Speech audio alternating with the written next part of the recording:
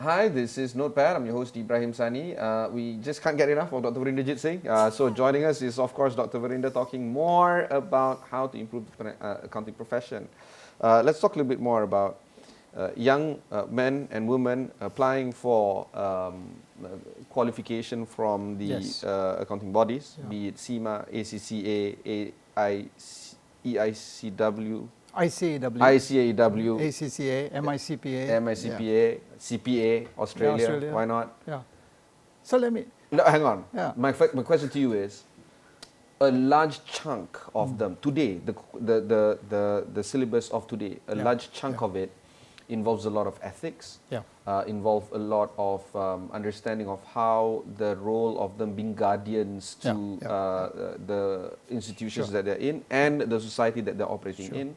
And in fact, even if you want to fake that kind of syllabus because you are more interested in the hard stuff, you can't, because CIMA, ACCA in particular, put an extremely strong focus into this. So like it or not, you have to go through it, right? Yeah, correct. Agreed. And but the interesting issue on this is that in Malaysia, we have all these professional qualifications available to young men and women who want to go into an accounting profession, right? And not all of them have got the local component in terms of Malaysian tax or Malaysian company law or corporate law, right? So, but they are slowly changing and offering variants, Malaysian variants and so on. Of course, if you look at the Malaysian Institute of Certified Public Accountants, we've always had that because we are the only local body offering professional exams. So that's one. So secondly, there are situations among the professional bodies where if you want to move into the auditing world, you may be required to do another auditing paper. And if you don't want to, you can elect not to do so and like take another subject. Like a subspecialty. So, but not all professional bodies offer this, only some, right? So therefore, you actually, if you look at it in a nutshell, very, very closely, you'll find that some of these qualifications, although internationally recognized, have got some differences. Yeah, I mean, CIMA is the best, right? I mean, they are like the chartered management accountants, so management accountants, so they have lesser... What's your role you want you to go into? Exactly. So you want financial accounting, not this part, correct. You go somewhere else. So professional accountants in business, you go in. So students, therefore, need to make an assessment of what they want to do. And there is a gap sometimes when students, perhaps in the universities, and then later graduating and having to take the relevant professional accreditation, may choose the wrong subjects to study in the university. Right? And then you find that, not through fault of theirs. Not it's just, and this is where you then find an interesting dynamic that's happening in the academic world. In Malaysia, I say this because I was an academic. I took an accounting degree at University of Malaya, and then I went on to do a professional qualification. The unfortunate part, I think, is that many universities over time, from the year 2000 onwards, have got accredited. By that time, under the Malaysian Institute of Accountants, under the Accountants Act, they got accredited and by the MIA, and they become members of MIA without any other professional exams. So you graduate, you're accredited, 3 years experience, full members. And this is another area that perhaps needs to be relooked, and we are looking into this area, but we have interesting headwinds and tailwinds that are occurring because the academic world may rightly feel sometimes that they teach enough, and why should our graduates have to take another professional accreditation route? And so that's another thing that is being looked at from the Accountants Act in terms of the MIA and all that. Now, I'm going to put you on the spot right now, because when we talk about assurance and the whole notion of the big four, big three, whatever, in any thing, monopolistic or kind of behavior has to be discussed, and perhaps more competition is better. Do we feel a need to liberalize the assurance business, for instance, in the country? Now, the issue about the audit world is that companies can decide who they wish to appoint as their firm of external auditors, right? And at the end of the day, you go out for a bid, you get quotations and so on. I do say that, that the big four obviously have got a brand in the market. And so many large entities, listed companies in particular, feel that they need to go and get the big fours to be the auditors, which is fine and well if they have the capacity and the bandwidth to do all these audits. And this is where the challenges are, because when you have 31st December is your common year end for most companies, and the audits that are then being rolled up and having to complete can create a stress on the particular entity. So they have to make sure they have enough resources. The point to be made is that there are over, I think, almost 1,000 audit firms in the country. Small practitioners, one-man sole proprietors, 2 partners, and so on, right? So, and actually anyone can do an audit, but unfortunately when you are in a listed company, there are more standards to look at. And so small practitioners may not feel comfortable doing that because it means they have to spend more and all that and get more resources. So they are quite happy doing the Sendirian Berhats, right?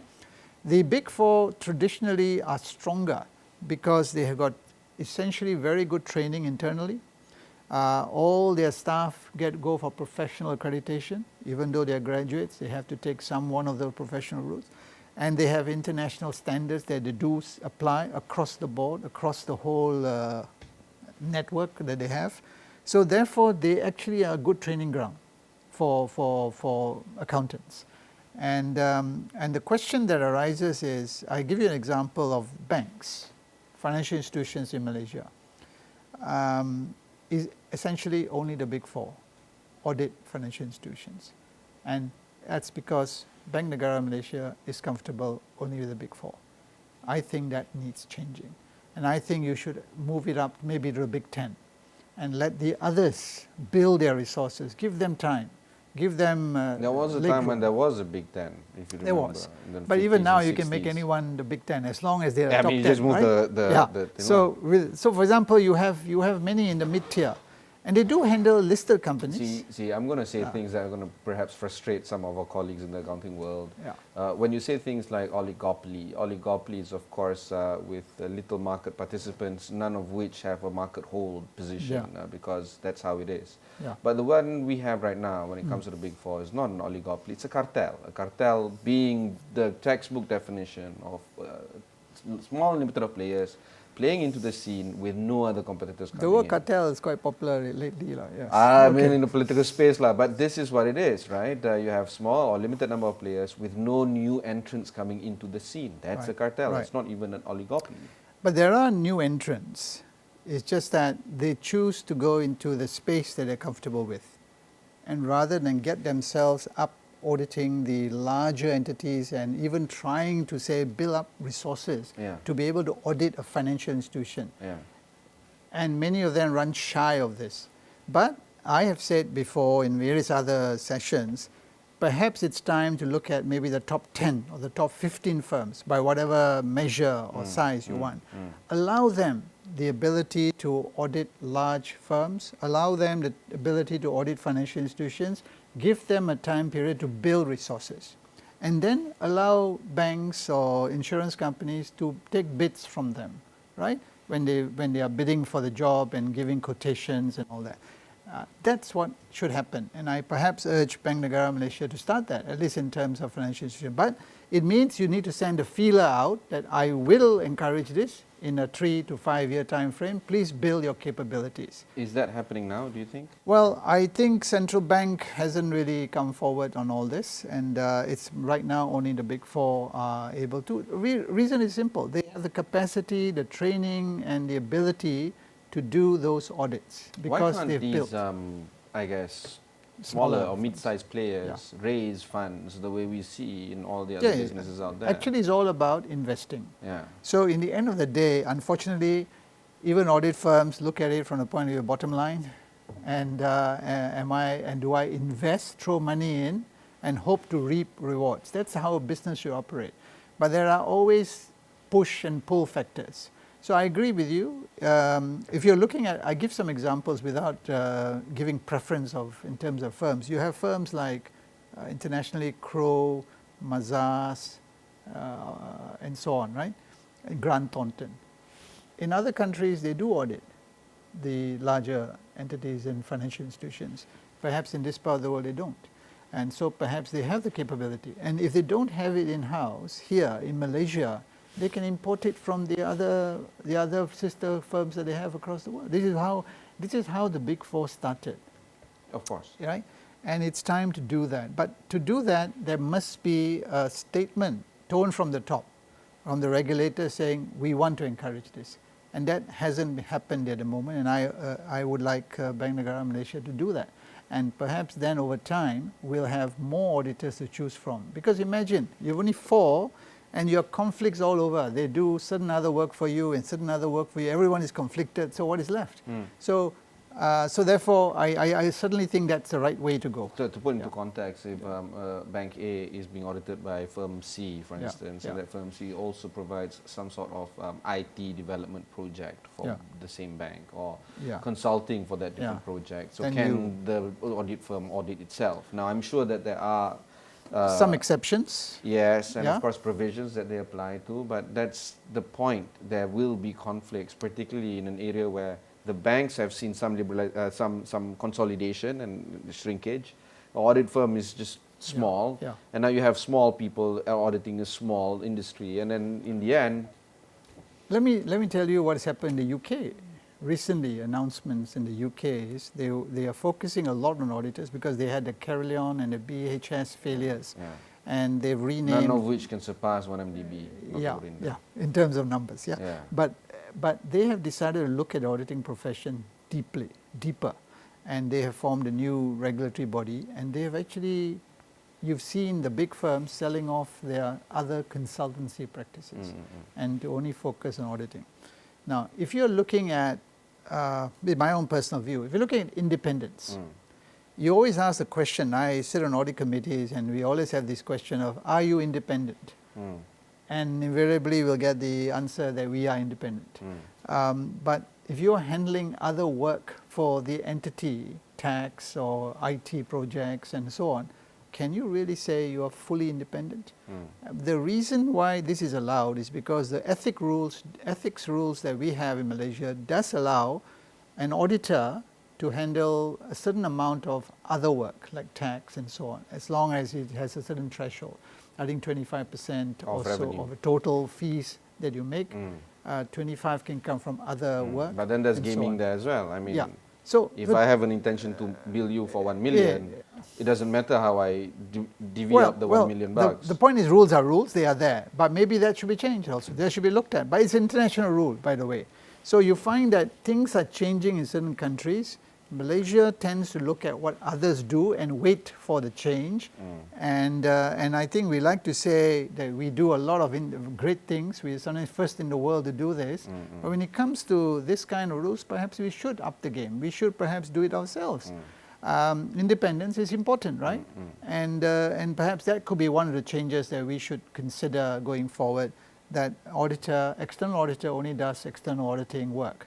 And there are pros and cons, and we don't have the forum to discuss this today, but that's really what it should be, and I do think so. And so if you're going back to your first question earlier on the young men and women who are looking at careers in accounting, and if they want to be auditors, invariably you find many of them will seek to work in the big firms, because the training that you get is tremendously good, solid, right? Yes, but there's also brand recognition. Oh, you are a former KPMG, and you are a former PwC. Good for your CV. Fantastic. You provide. That's it. I don't hold it against them at all. In fact, one of my desires was to work in a big firm. But there are not enough jobs, right, in those firms. So you have to look at the smaller ones, the mid-tier firms and so on. And to me, the mid-tier firms and the smaller ones should start investing, so that you also build your brand, you also attract the younger people. And so there is a class distinction, obviously, anywhere else, big firms, the mid-sized firms, the small firms. And you try your luck in wherever it is. So to me, at the end of the day, students need to go in with their eyes open. there perhaps needs to be a lot more awareness before they jump into that particular professional accreditation route. And in the end of the day, being an accountant in an entity, being a preparer is not a bad thing. But the issue of preparers is knowledge, continuous training, right? And I reach another point where I get very concerned is the fact that you rely on the preparer in your organization to prepare all the financial statements in line with accounting standards. You then pass it on to the external auditors to audit. In some situations you may find that because the people in the entity, the Berhad or Sdn Bhd, don't have sufficient capability to prepare a full set of financial statements, there is sometimes a reliance on the auditor to help you out. And therein lies a transgression between the independence. And this does happen. And so therefore, what MIA is also pushing is competency of the accountants in an entity, or CFOs.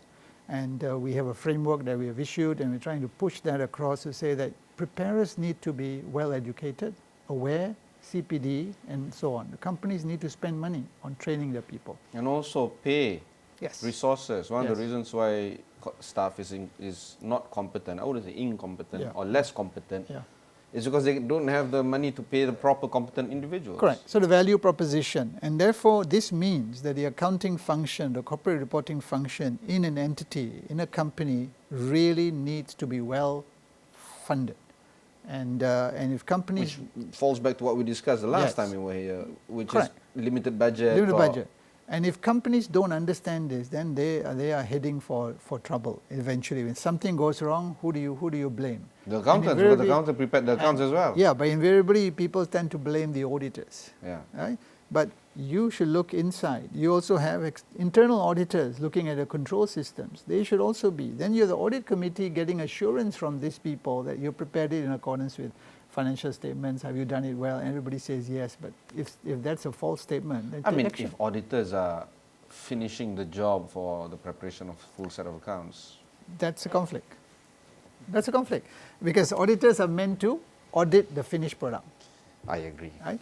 And not... We have the same format here. I mean, if the producer is also doing the camera work, I mean, something is going to go wrong. A division of responsibilities, but in the case of professional services, that division is very crucial for independence. All right. All right. We'll go for a short break. When we come back, we'll continue our conversation with Dr. Veerinderjeet Singh of Tricor. We'll be right back after these messages.